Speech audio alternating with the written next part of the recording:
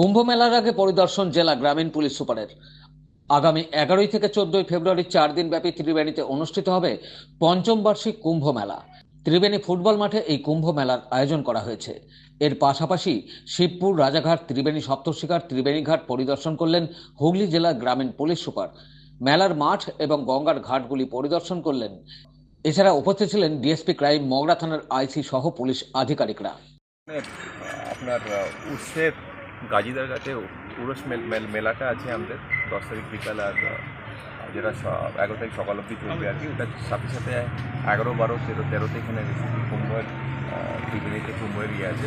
তো এই অ্যারেঞ্জমেন্ট দেখার জন্য আর সব কিছু ডিটেলিং করার জন্যই বেসিক্যালি আজকে ত্রিবেণী আর এখানে আসা আর কি। এর সাথে একটা আলাদা কিয়স থাকবে যেখানে 100টার মধ্যে 100টার মতন আমাদের সিসিটিভি থাকবে আর কি, জায়গায় জায়গায় ড্রপ গেট আর ভেরিয়াস পয়েন্টসের, ওটারও মনিটরিংয়ের জন্য এখানে থাকবে।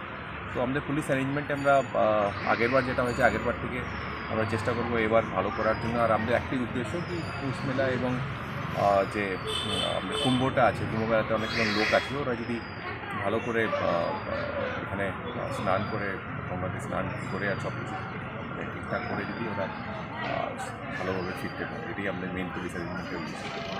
মগরা থেকে রাজেশ দেবনাথের রিপোর্ট, খবর নিউজ 6।